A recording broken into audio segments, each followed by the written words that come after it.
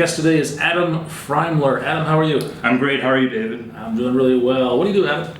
I actually graduated from the University of Chicago 2 weeks ago, studied computer science and math. Congratulations. And later this summer, late July, I'll actually be joining Morningstar for their technology development program. Congratulations again. Thank you very much. That's great. How did you find that job at Morningstar? So what I did was I actually found them through an on-campus recruiting fair, but I also used a lot of other tools like Handshake, a lot of friend referrals, a lot of other things like as I look for jobs last year. We were talking off camera about that whole recruiting process. It's imperfect, right? Oh, absolutely. You've got some strong opinions about this. Yeah, I think there's been I've seen a lot of articles on Medium, LinkedIn, other places pretty recently saying certain things like, oh, the whiteboard interview either needs to die or needs to be really revamped. Let's also define that whiteboard interview. The whiteboard interview? Yeah. Yeah, so essentially in a lot of the whiteboard interviews I've been exposed to, you have two or three software engineers circled around a table like this room we're in right now. They present you with some pretty large abstract programming problem, and then they essentially give you a marker and then define a few functions to essentially implement the problem that they're trying to get you to solve. Okay, I have actually been in those interviews. Yeah. So as the interviewee or interviewer? Both. Okay. It's a little bit stressful as the interviewee. Oh yeah. And so that sounds fine. Is that wrong? Well, I think, in my opinion, I think that it would be best if these companies that are interviewing, they provide these problems, the task for the interviewees to do in situations that replicate in ways that make the interviewee as comfortable as possible without giving them being too lax, okay. And also in ways that are comparable to how the company itself actually conducts those things. So if they for example, if that's how they do all their coding, like on a whiteboard, for example, like that's fine. Like by all means, that gives them the best exposure. But I think that there are a lot of ways that we can reinvent these types of tech interviews to make everyone better off and provide more meaningful feedback to all parties. Such as what?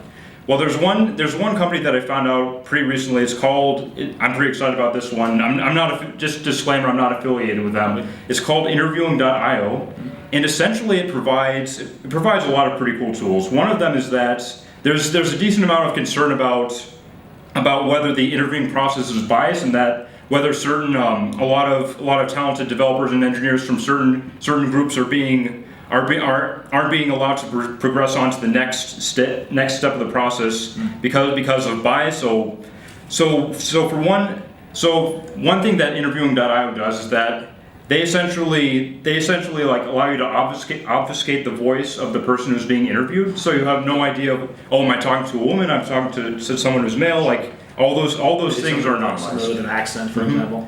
And then another really cool thing that they do is that as soon as the interview is done, they provide the interviewee provides feedback for the interviewer on things like communication. Would I be interested in working for someone for this company? And then the interviewer provides feedback on the interviewee on criteria of problem-solving ability, overall technical ability, as well as communication. So I think having that kind of metric is a way of introducing empirical evidence to like refer back to throughout the process. I know some companies are already doing this, and I say bravo to you, but I'd like to see this be more widespread and a lot of other people doing this as well. It just gives a nice frame of reference for people to begin making more informed decisions as opposed to, I just remember this person, he seemed like he did a good job, or there's more ways that we can refine the process to make sure that the most qualified candidates get recognized for their efforts. Yeah, so I've been in a number of interviews over the years, both on both sides of it,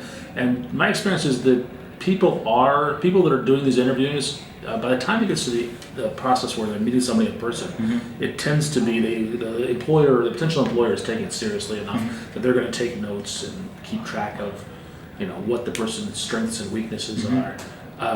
But that feedback that you talked about almost never happens. So if I go to an interview and I am weak in a certain area that they just don't like, say my presentation skills, or they don't like a technical area, again, I almost never get that feedback. Yeah. If they say no, then they just politely decline. Yeah. And it's a little bit frustrating. Yeah, and to be fair, like in my last batch of in the fall of 2016, when I was approaching companies for full-time positions, there were certain startups and smaller companies especially, like they did a little bit better job of providing like, oh, well, the engineers looked at your code and like you should have done this, like, and like you didn't like solve this particular problem of a paired programming interview fast enough, so we decided to, like, for that reason, like, that's a little bit better in the right direction. But I think that there are so many things that we can do in addition to that to make the process better for all parties involved. Did you use this tool while you were interviewing? I have not actually used interviewing.io before. I've seen a few demos before, but and those proofs of concepts look pretty conclusive to pretty insightful to me. And I also saw an article yesterday about some of the studies that I think it was the CEO of interviewing.io mentioned that some of the studies that they were doing with the data that they provide, they had some pretty neat visualizations going on. They compared different languages and said, like, oh, like a certain language, there's not a statistically significant difference in across like C, Java, C++, that where the interview is allowed to choose that, and it's not like it actually makes a statistically significant difference. But we're beginning to have these conversations where we can say, oh, like, we noticed that interview candidates who took a little bit more time before actually writing some code, just to jot their thoughts down, they did a little bit more successfully than candidates who just went right into that. So I just think that's a promising turn of events, and I look forward to seeing more of that stuff.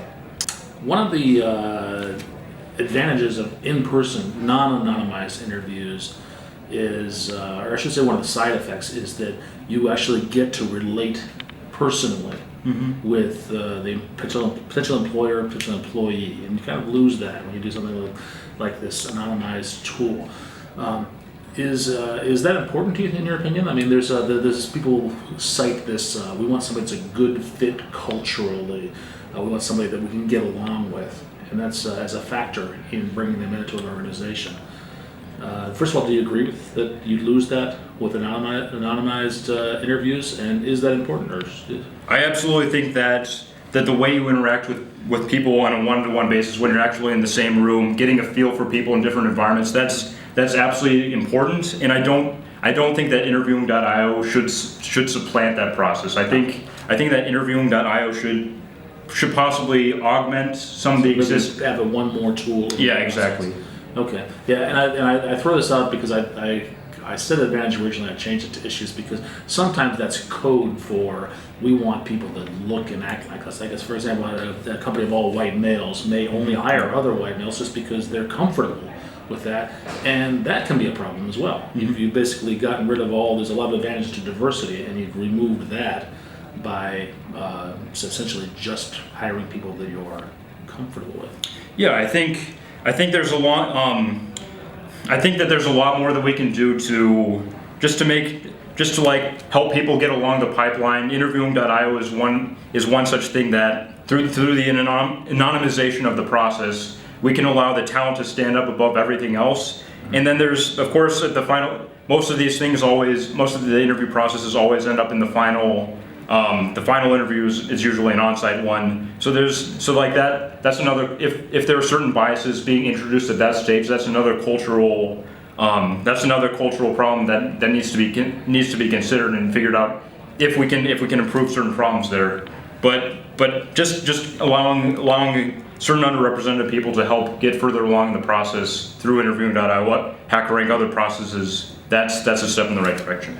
In your interviewing and your job seeking process, did you encounter any of these barriers? Was there any bias against you personally? I don't actually think so. One thing actually, I'm a pretty bad tech interviewer. So like I there's been so many times where I was like, 5 minutes after the conversation ended, I was like, wow, I screwed that up. Like, I could have done better than that. Yeah. So I wouldn't say that continues your entire life, by the way. Yeah. It's better, but there's always moments when you walk out of a meeting. I'd say that there's been very, very few there's been very few interviews where I was like, oh, I totally aced that. And I thought to myself, it would be an injustice if I didn't get through the next round. So like, I don't think I've never perceived any bias whatsoever. Okay. But like, what we don't. What about among your classmates? I haven't. So among my classmates, I haven't actually spoken with them that much about this topic in particular. Like, oh, do you think you're biased about this reason? But one thing that I think a lot of my UChicago classmates have one thing that's a problem with them, and I'm thinking of one good friend in particular, is that they're not exactly sure how to promote themselves in a certain way. Like, for example, at the very beginning of an interview, if they're like, oh, give me 60 seconds to talk about yourself, I think they could use a little bit of guidance in terms of how they market themselves and how they say, oh, I've done this, I've done this, like this X, Y, Z wouldn't have happened without me. Like, I think they could use a little bit of a self-esteem boost in that regard. But I'm not sure. I'm not exactly sure about instances of bias that they might have perceived. That's totally a separate issue. Yeah. Let's talk about that a little bit, though. I think people coming out of school don't recognize how important it is to tell a story about your accomplishments in a short period of time. Yeah. Did you figure that out? Yes. So you got the Morningstar job? I don't know how they decided, but who knows. Essentially, it's really interesting that you bring this up. I was talking with a friend last October sometime, and I was mentioning, like, I think I'm struggling with like the initial 15-minute phone conversations where they're asking me, tell me a little bit about yourself, frame your accomplishments. And the advice he provided me was that, he said, Adam, I want you to think of it this way, like, have everything that you're doing provide like a story that's a part of an overall narrative that you're doing. So like right now, the overall narrative of my life is how to make technical education better for everyone, and have every single job, every single project that you've been involved with, starting from the beginning of your undergraduate career, have all of that like circle back to what you know now. Like say, oh, like the very first, for example, what I would say is my very first technical job was at the beginning of my sophomore year of college, where I joined a tech startup founded by a few classmates. I knew absolutely nothing at the very beginning of this, but what I left with was a fundamental understanding of how full stack web applications are made, and I actually did a significant amount of the development on that. So I started from just basic SQL analysis of their database, and began to fully appreciate more elements of developing technology to companies of a smaller scale. So like just providing, instead of saying like quick bullet points, having more of a story behind it and having everything circle back to that. I think you did a really good job of that. This is a weakness I've seen among people coming out of school, or even people mid-career, is they have a story to tell. They've had great accomplishments, but what that story you just told, you said, this is what I did, this is what I accomplished there, this is what I learned there. And you can tell that story, that we call it the elevator pitch. You can tell that story when you get on the elevator on the first floor and press the 12th floor, and that entire story is done. You've communicated exactly why that was a valuable experience. Yeah. And people have valuable experiences, and getting that out in articulate and a concise way is a challenge. Yeah. Yeah, there's...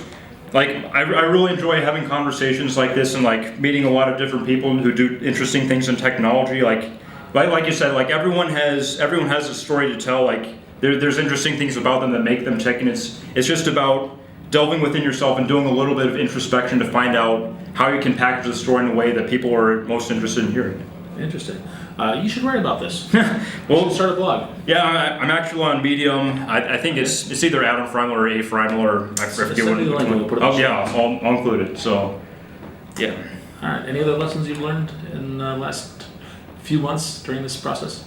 I mean, just it's a very. I went through a lot of trials and tribulations throughout the time. Like I went through an embarrassingly high volume of interviews before we found the right fit. Yeah. So like just hang in there, like keep your head up, always have a strong belief in yourself and what you can do, and just like I said, just believe in yourself. That's the most important thing, and you'll get there eventually. Good advice. Thank you, Adam. Thank you so much, David.